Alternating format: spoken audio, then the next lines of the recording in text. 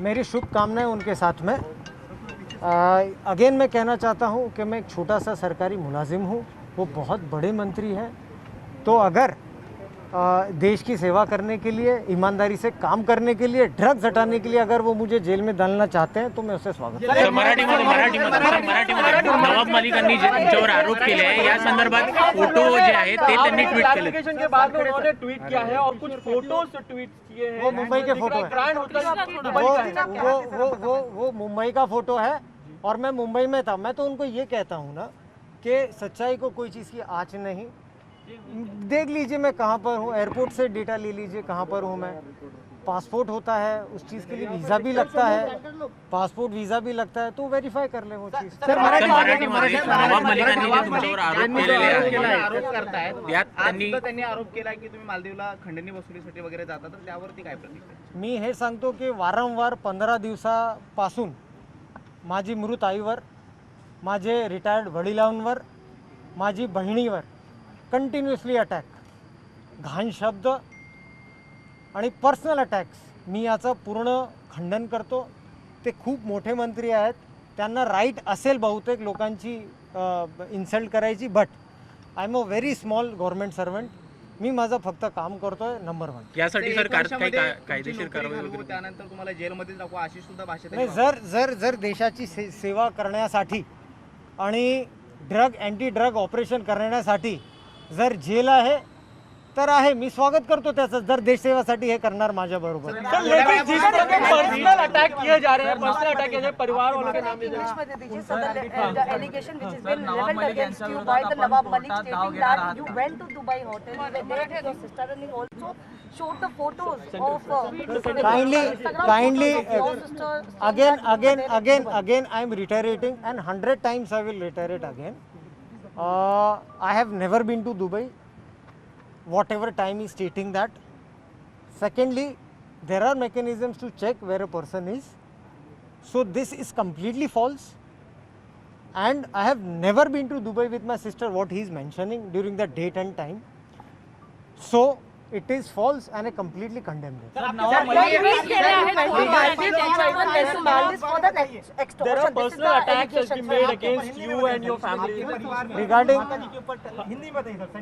हमारे जो पिछले 15 दिन से जो हमारे पर पर्सनल अटैक हो रहे हैं, जो मेरी जो मृतक माँ है वहाँ पर अटैक हो रहे हैं, मेरी जो बहन है उस पर अटैक हो रहा है, मेरे जो सेवानिवृत्त पिता है, मेरे डैडी हैं, उन पे ये अटैक हो रहा है, जिसकी मैं घोर निंदा करता हूँ।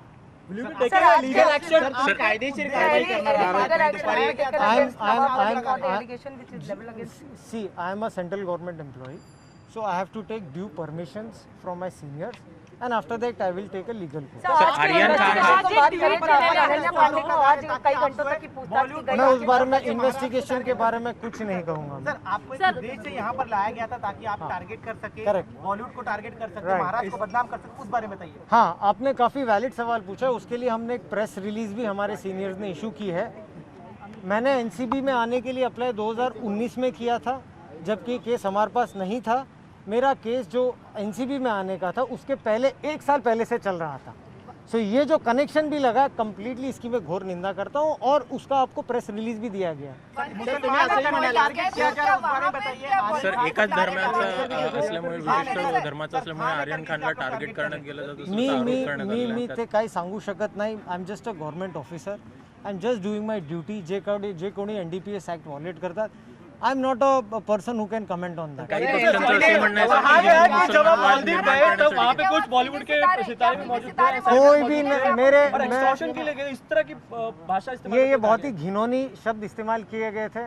मुझे नहीं लगता है कि कोई छोटे बच्चों के साथ में जाके एक्सटॉर्शन जैसी घटिया चीज़ या घटिया क्राइम कोई भी करेगा। सर, नवाब मलिक सेलिब्रिटी से आप वहाँ पर मिले थे क्या? वहाँ पर किसी से मुलाकात हुई थी आपकी? मेरी किसके साथ कोई मुलाकात नहीं हुई है। It was with all due permissions, everything legal. मैंने कुछ गलत नहीं किया। धन्यवाद। सर, नवाब मलिक यांच्या नावाएवढी पुन्हा एकदा एनसीबीचे संचालक समीर वानखेडे यांनी बहुतांशी गोष्टी स्पष्ट करण्याचा प्रयत्न केला।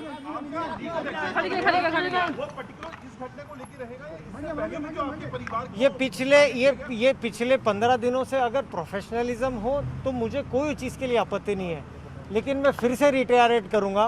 एक महिला, एक डेड महिला, उसके ऊपर आप एलिगेशन लगा रहे हो। एक सिस्टर, एक जो बच्चों की माँ है, आप उसका इंस्टाग्राम पे जाके उसकी स्नूपिंग करो, उसके ऊपर आप एलिगेशन लगा रहे हो।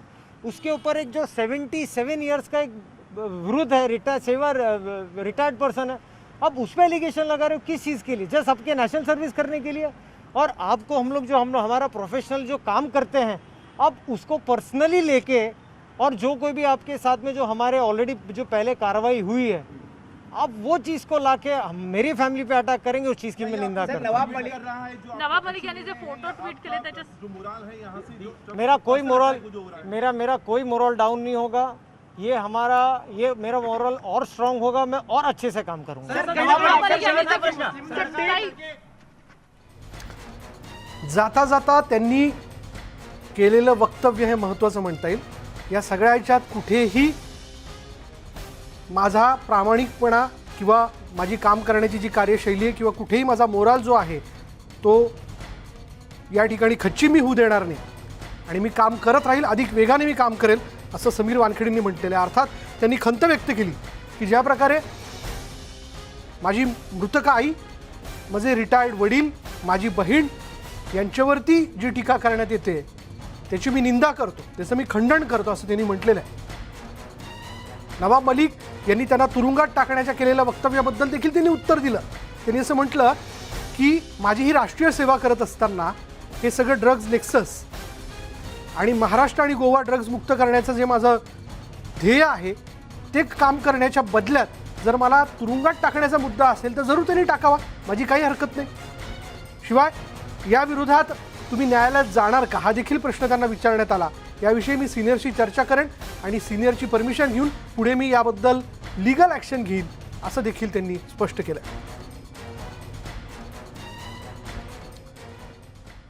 पुढे बातमी आपण बघणार आहोत न्यूज 18 लोकमतच्या इम्पॅक्टची। पुण्यातील आर्यन वर्ल्ड इंग्लिश स्कूल अखेर त्याला शिक्षण विभागाने दणका दिलाय। या शाळेची मान्यता जी ती रद्द करण्यासंबंधीचा प्रस्ताव शासनाला सादर करण्यात आला। शाळेविरोधात पालकांच्या अनेक तक्रारी होत्या। फीसाठी शिक्षणाचा हक्क नाकारल्याचा शाळेवरती पालकांनी आरोप केला। तसंच परवानगी न घेता 9वी आणि 10वी वर्ग सुरू केल्याचा शाळेवर ठपका आहे।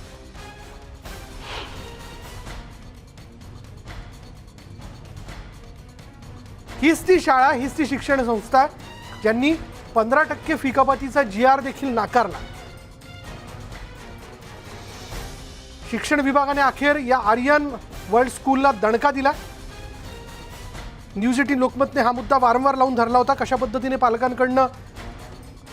पालकांना धाक दाखवून मुलांचं ऑनलाईन शिक्षण बंद करून त्यांच्याकडनं फीची मागणी केली जात होती। 15% फी कपातीचा GR ते मान्य करत नव्हते। पालकांना फी भरण्याच्या संदर्भात सवलत दिली जात नव्हती। विना परवानगी 9वी आणि 10वीचे वर्ग सुरू केल्याचा ठपका देखील या शाळेवरती काही पालकांनी ठेवला होता, तसे आरोप केले होते। अखेर पुण्यातील आर्यन वर्ल्ड इंग्लिश स्कूलला आता शिक्षण विभागाने दणका दिला। या शाळेची मान्यता रद्द करण्यासंबंधीचा प्रस्ताव शासनाला सादर करण्यात आला।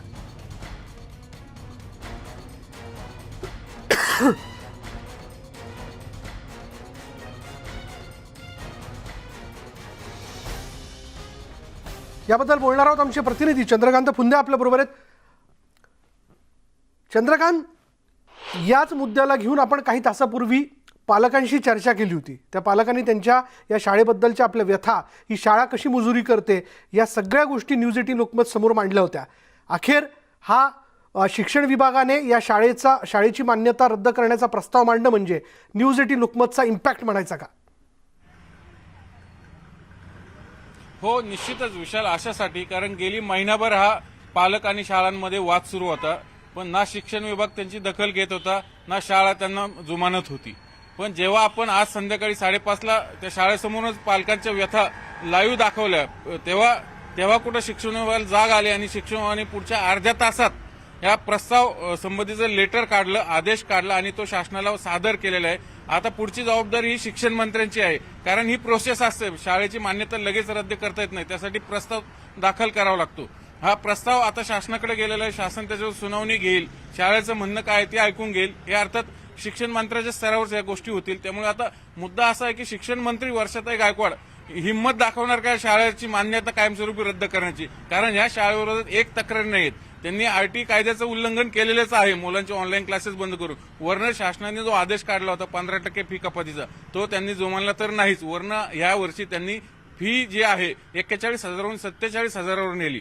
मी फी वाढ केली आणि तेही पालकांना इन्स्टॉलमेंटची सुविधा उपलब्ध करून दिली नाही. हे तुम्ही एकाच इन्स्टॉलमेंटमध्ये फी भरायची असे पालकांना आदेश काढले. नाही भरली तर त्यांचं शिक्षण ऑनलाईन क्लासेस बंद केले. शाळेत मुलांना येणं बंद, मज्जाव केला. अशी सगळे शाळेची मुजोरी सुरू होती. सीबीएसई बोर्डाची शाळा आहे आणि वर्ण 9वी आणि 10वीचे ॲफिलेटेड त्यांनी वर्ग सुरू केले होते. त्यासाठी त्यांनी स्वमान्यता घेणं आवश्यक असतं शासनाकडून, ती त्यांनी घेतलेली नव्हती. बरोबर. तरी त्यांनी ते वर्ग सुरू होते. असे एक ना अनेक तक्रारी सुरू होते आणि ज्यावेळेस शासनाने महापालिकेच्या शिक्षणाधिकारी राऊत मॅडम मीनाक्षी राऊत मॅडम तिथे शाळेत तपासणीसाठी गेल्या, तेव्हा या मीनाक्षी राऊत मॅडमना त्यांनी कागदपत्रही उपलब्ध करून दिले नाही. बरोबर. अशा पद्धतीने या शाळेची मुजुरी सुरू होती की ते शिक्षण विभागालाही मानत नाहीत आणि अखेर पालकांच्या या सगळ्या तक्रारीनंतर न्यूज 18 लोकमतने ही बाब लावून धरल्यानंतर या शाळेच्या विरोधात कारवाई केली जाते. धन्यवाद चंद्रकांत या सगळ्या तपशिलाबद्दल. पुढे पाहूयात, बातमी आहे पिंपरी चिंचवडमधनं. पिंपरी चिंचवड शहरात राबवल्या जाणाऱ्या केंद्र सरकारच्या सिटी योजनेमध्ये शेकडो कोटींचा भ्रष्टाचार झाल्याची बाब उघड करत भाजप आणि शिवसेना पदाधिकाऱ्यांनी स्मार्ट सिटीचा ओव्हर स्मार्ट कारभार चव्हाट्यावरती आणलाय. कसा ते पाहूयात. पिंपरी चिंचवड मधील स्मार्ट सिटी संचालकांचा ओव्हर स्मार्ट कारभार. 10 ते 12 हजारांच्या वॉटर मीटरसाठी मोजले तब्बल 60,000 रुपये. 10 ते 12 लाखांचं जनरेटर आणि 2 कोटींची खरेदी. तांत्रिक मान्यता न घेताच शेकडो कोटींच्या कामांना मंजुरी. लाचखोर अधिकाऱ्यांची स्मार्ट सिटी प्रकल्पावर नियुक्ती.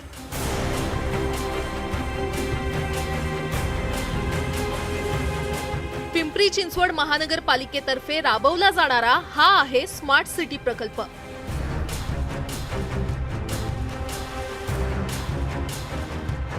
मात्र तो वादात अडकलाय.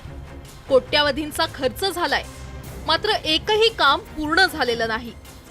उलट या कामात आर्थिक घोटाळा करून संचालक मंडळ आणि राजकारणी जनतेची लूट करत असल्याचं सांगत सत्ताधारी भाजपच्या नगरसेविका सीमा सावळे यांनी स्मार्ट सिटीचा कारभार चव्हाट्यावर आणलाय. मुळात शहराचा रेडियस जो आहे तोच 500 किलोमीटरचा आहे. त्यामुळे टेंडरला जे काय किंवा RFP मध्ये जे त्यांनी 750 किलोमीटर सांगितलेलं आहे तिथेच यांनी निविदा फुगवलेली आहे.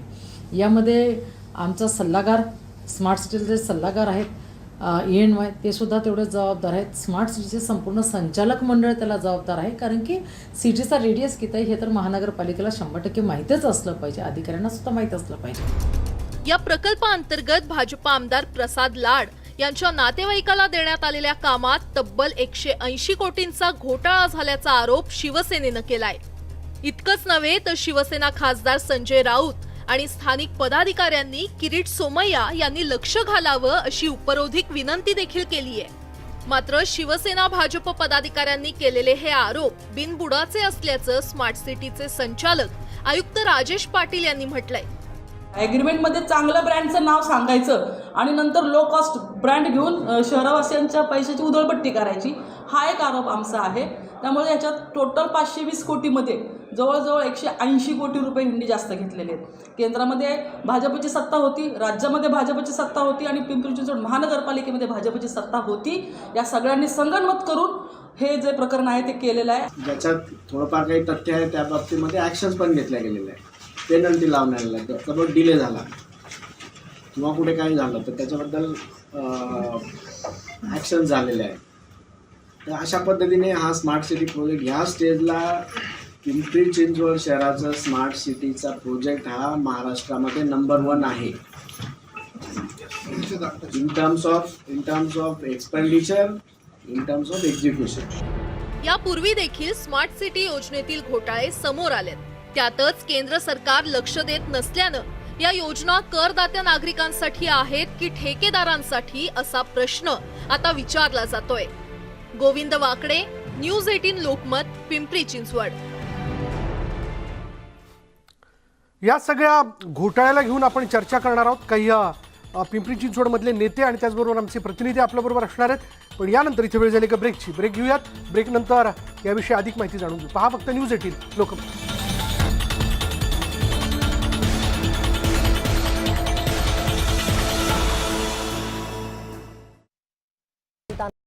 या सी वॉच जहाजाने वाचवलं असून त्यांना सुखरूप किनाऱ्यावर आणण्यात आलं. या स्थलांतरितांना वाचवण्यात आल्यानंतर या स्थलांतरितांनी आनंद व्यक्त केलाय.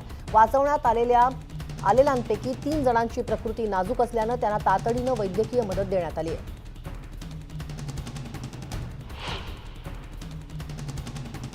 चायना मेनलँडमध्ये तब्बल 250 कोटी लसींचं वितरण पूर्ण झाल्याची माहिती राष्ट्रीय आरोग्य आयोगानं शनिवारी दिली. एकूणच 31 प्रांतांमध्ये लसीकरण मोहीम राबवण्यात आली. तर बीजिंगमध्ये 4,20,20,200 डोसांचं वितरण करण्यात आल्याची माहिती ही बीजिंग आरोग्य विभागानं दिली आहे. घातक कोरोना व्हेरियंटचा प्रतिकार करण्यासाठी बूस्टर डोस द्यायलाही सुरुवात करण्यात आली आहे.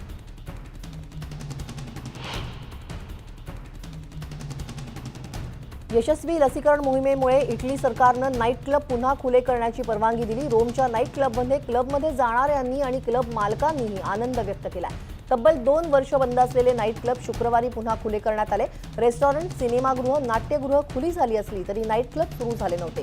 क्लबच्या बाहेरची जागा एखाद्या कार्यक्रमासाठी किंवा कॉकटेल बारसाठी वापरता येत होती, पण नृत्य करण्याची परवानगी देण्यात आलेली नव्हती. वॉशिंग्टन स्टेट पेट्रोलने दिलेल्या माहितीनुसार राज्य कर्मचाऱ्यांसाठी कोरोना लसीकरण सरकारनं बंधनकारक केल्यानं 127 कर्मचाऱ्यांनी नोकरी सोडली आहे. अधिकाऱ्यांनी सांगितलं की 74 कमिशन्ड अधिकारी, 67 जवान, 6 सार्जंट्स आणि 1 कॅप्टन आणि 53 सिव्हिल सर्वंट्स यांनी आतापर्यंत नोकरी सोडली आहे. किती जणांना कामावरून काढून टाकण्यात आले आणि किती जणांना राजीनामा दिला याचा आकडा अजूनपर्यंत समोर आलेला नाही. वॉशिंग्टन स्टेट पेट्रोलचे राज्यभरात अंदाजे 2200 कर्मचारी आहेत. सोमवारी वॉशिंग्टनमधील हजारो कर्मचाऱ्यांना त्यांची नोकरी कायम ठेवण्यासाठी पूर्णपणे लसीकरण करण्यात आलेलं आहे की नाही याचे पुरावे देण्याची अंतिम मुदत होती.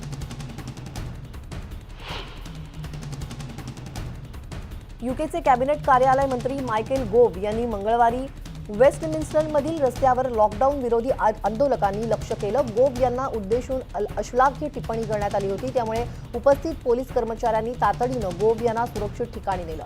मंगळवारी झालेल्या या प्रकारानंतर घटनास्थळी कोणालाही तातडीनं अटक करण्यात आलेली नाही. परंतु मेट्रो पोलिसांनी सांगितलं की काही गुन्हे घडले आहेत की नाही हे ठरवण्यासाठी ते घटनेचं फुटेज तपासतील. गेल्याच आठवड्यात एसेक्समध्ये कन्झर्वेटिव्ह पक्षाचे खासदार सर डेव्हिड अमेस यांची निगरूण हत्या करण्यात आल्यानंतर यूकेतील सर्व नेत्यांना अधिकची सुरक्षा पुरवली जाते.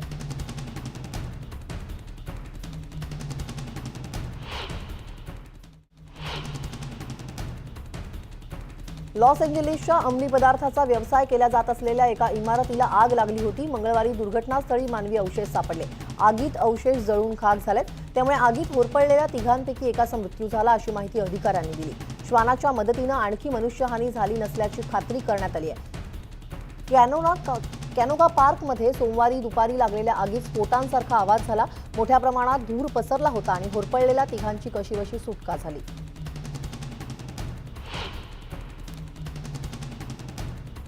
ह्युस्टन जवळच्या ब्रुकशायर विमानतळाहून बोस्टनकडे उड्डाण करणाऱ्या एका विमानतळाला आग लागली. सुदैवानं यात कोणीही गंभीर जखमी झालं नाही.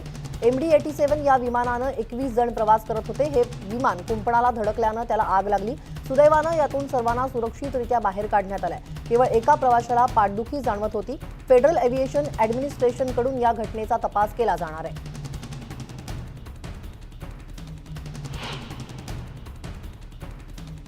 सिरियाच्या निर्वासित मुलांचं प्रतिनिधित्व करण्यासाठी एक मोठी बाहुली तयार करण्यात आली आहे. लिटिल अमल असं तिचं नाव आहे. अरबी भाषेत याचा अर्थ होप म्हणजेच आशा असा होतो. फोक्स्टन समुद्रकिनाऱ्यावर अमलचं स्वागत करायला प्रसिद्ध अभिनेते ज्यूड लॉ उपस्थित होता. पूर्ण युरोपभर 8000 किलोमीटरचा प्रवास करून अमल इंग्लंडला पोहोचली. 3 जण तिला ऑपरेट करतात. जुलैमध्ये तुर्की सिरियन सीमेवरून अमल निघाली आणि रोममध्ये पोप फ्रान्सिससह हजारोंनी तिचं स्वागत केलं. वेस्ट एंड आणि ब्रॉडवे थिएटर शोमध्ये वॉर हॉर्ससाठी भावल्या तयार केलेल्या हँडस्प्रिंग कंपनीनं अमल तयार केली आहे. स्थलांतरितांना भेडसावणाऱ्या समस्यांविषयी जागरूकता वाढवण्याची आशा या संकल्पनेतून अमल साकारण्यात आली. तिच्या भावाच्या शोधात लिटिल अमल निघाली आहे अशी या प्रवासाची संकल्पना आहे. स्थलांतरण आणि सततच्या विस्थापित आयुष्याची व्यथा यातून मांडण्यात आली आहे.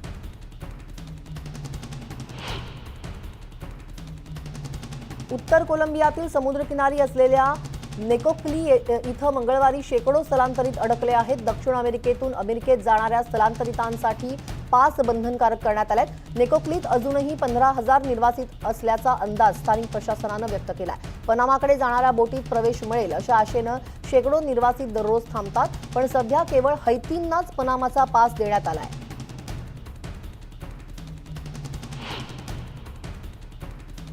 Mexican day of the dead ची तयारी सुरू करण्यात आली आहे. त्यासाठी विविध फुलं बाजारपेठांमध्ये दिसत आहेत. यासाठी झेंडूची मखमली फुलं बोटींद्वारे एका कालव्यातून दुसरीकडे पाठवली जातात. ही फुलं मृत व्यक्तीचा पुढचा प्रवास सुखकर करतात अशी भावना यामागे आहे. त्यामुळे दफनस्थळी किंवा फोटोच्या बाजूला ही फुलं ठेवली जातात.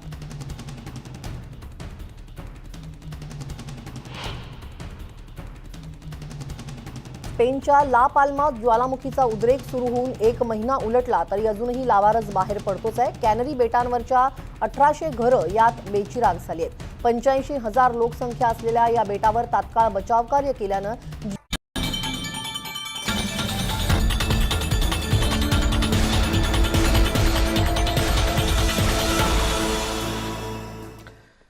आणि आपण पिंपरी चिंचवडमधल्या स्मार्ट सिटीच्या घोटाळ्याबद्दल चर्चा करतोय. ब्रेकनंतर ही चर्चा पुढे नेऊयात. जाऊयात आमचे प्रतिनिधी गोविंद वाकडे यांच्याकडे. गोविंद.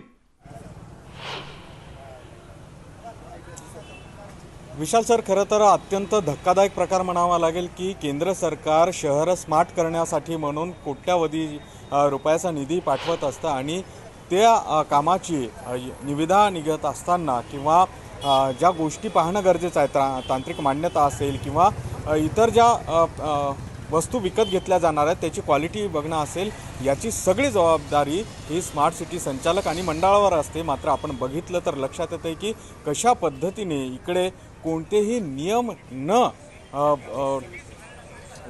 पाळता ही सगळी खरेदी सुरू आहे आणि ही खरेदी नसून भ्रष्टाचार असल्याचा आरोप सत्ताधारी भाजपमधल्याच नगरसेविकेने केलेला आहे, ज्येष्ठ नगरसेविका सीमा सावळे. त्यामुळे कुठेतरी शंकेला वाव आहे की त्यांच्या म्हणण्याप्रमाणे शहराचा परिघच जर 500 किलोमीटर असेल तर या शहरामध्ये खोदाई करण्यासाठी 750 किलोमीटरची निविदा काढल्या गेली. हा त्यांचा पहिला मोठा. आपण त्यांनाच विचारूयात गोविंद. आपल्याबरोबर माजी स्थायी समिती अध्यक्ष सीमा सावळे आहेत. सीमाजी, काय म्हणणं आपलं या घोटाळ्याबद्दल?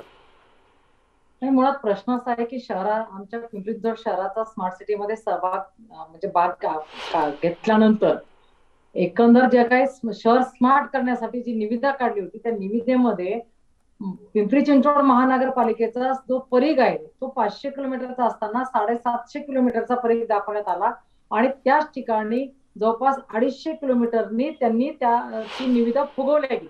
म्हणजे पहिल्या किलोमीटर मध्ये त्यांनी भ्रष्टाचार केला. आणि हे सगळं करत असताना ज्यावेळेस तांत्रिक मान्यता 250 कोटीच्या कामाला, सिव्हिल वर्कच्या कामाला तांत्रिक मान्यता घेतलेली नाही कुठेही. त्या ठिकाणी त्याची आता पडताळणी करण्याच्या संदर्भातलं जे टेक्निकल सँक्शन असतं ते टेक्निकल सँक्शन त्यांनी घेतलेलं नाही.